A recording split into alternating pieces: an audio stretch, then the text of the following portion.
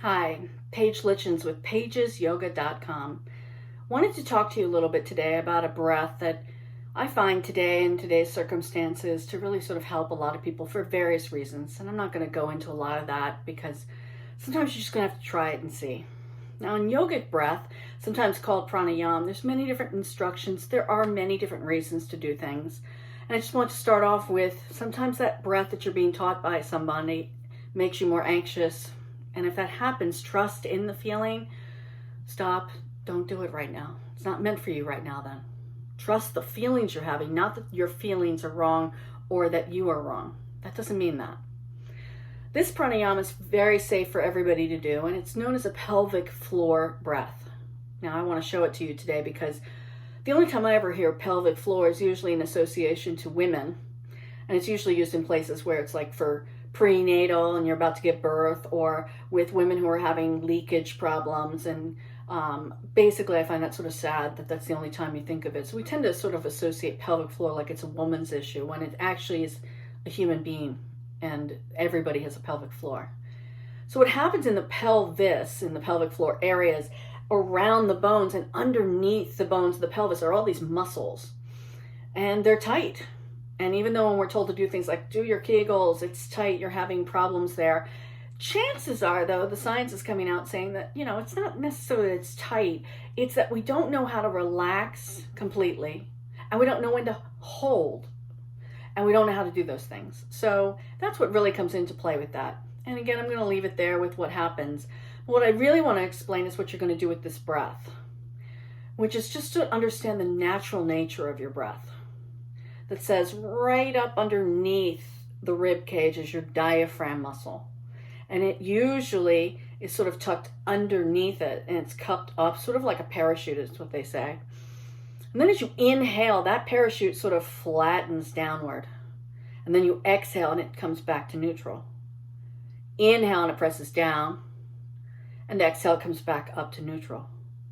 Now, while it's doing this, while it drops down your lungs up here, well, they have room to come out and expand on the inhale, and exhale, shrink back in. And they're on each side, so they're basically expanding as you go down because they got room, and then coming back in. Okay. Pelvic floor, though, on top of this, you add all the anatomy to it, and you go, well, you got the pelvic floor down here also somewhat shaped like the parachute, and think of it, inhale and it broadens down, and exhale, it comes back up. Inhale, comes down, and exhale, comes back up. So now imagine if you didn't relax the pelvic floor, which is what most of us are guilty of doing, right? Tight, clenching, worrying, and inhale, you squish, and then exhale, comes back up. Inhale and you squish. This gets blocked, probably blocking the lungs as well, and inhale, and you're squishing down on the intestines, which could also be pushing into your back, causing some of your back pain. All in all, just at least to understand what should be happening and why pelvic floor breath may help with this. For me, pelvic floor breathing helped me a lot. I had surgery for a hernia as well as a hysterectomy, and I had to have a lot of scans, including a very long MRI, and then afterwards to deal with the pain. And I have a lot of ways to deal with pain, a lot of meditations and breathing styles. And I will tell you, pelvic floor breathing helped me the most. So what I ask you to do is, if you feel comfortable trying this, is to lie down. Lie down. You can put the feet up on the couch or bend the knees. Just lie down and find a comfortable way to lie down that feels okay there. You may need to put a blanket underneath your low back, tilt the pelvis into a neutral place. You're not looking to pull on your body. Then you're going to place your hands sort of like this. They don't have to touch. They can touch. It doesn't matter. And then you're going to place it down along your abdomen, maybe as far down as like thumbs on the belly button, and the fingers just along the side of the pelvis. And notice your breath there. Now, I want you to do is imagine for me that if you took a glance down at your hands like this, that if you looked down towards the fingers, that would be 12 o'clock. Like if you went and looked it up at a clock, the kinds with the numbers all the way around them, that straight ahead would be 12. And then the thumbs where the navel is would be 6. And then think about that as I ask you to take an inhalation and exhalation. You're welcome to take inhale through the nose. If you want to keep it through the nose on your exhale, you're welcome. But I'm also one that says maybe you know yourself and you say through the nose and through the mouth. Your next inhale, think about inhalation to 12. And exhale to 6. Inhale to 12. Exhale to 6. Inhaling to 12. And exhale to 6. Think about what that's doing. Inhaling forward. Exhaling back. Inhaling forward.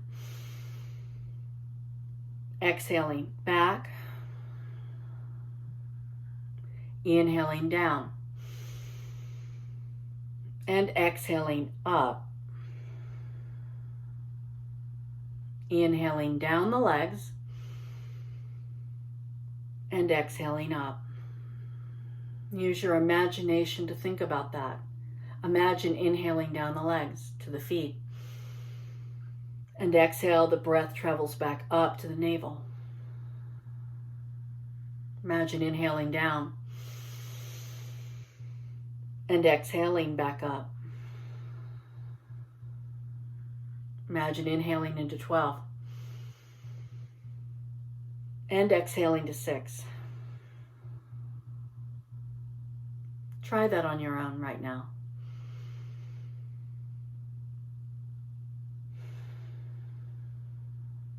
You may feel it's better to just take the hands off and imagine the breath there.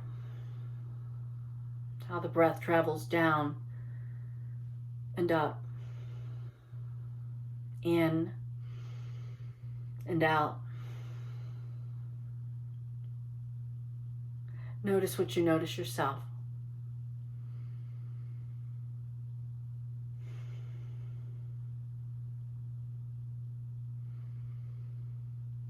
I'm not going to tell you what to feel or how to feel it. Just to notice. Take a moment. We never stop noticing. We always come back, try it again. I may have to start over with the clock, visualizing it, visualizing the space. It's not important that you actually are breathing down. You aren't breathing down the legs physically as far as oxygen, but you may think about the fact that when I can get that much breath moving, that maybe blood is moving through the body. Lots of ways that my body may need this natural movement of breath, and it may offer me some clarity right now.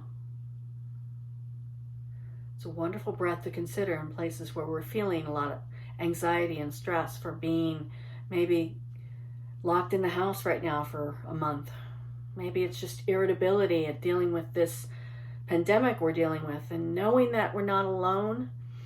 Yeah, that does a lot to our psyche, but we still have the feelings to deal with. And how are we going to do that? For me, breath is key. Learning deeper breath into the body.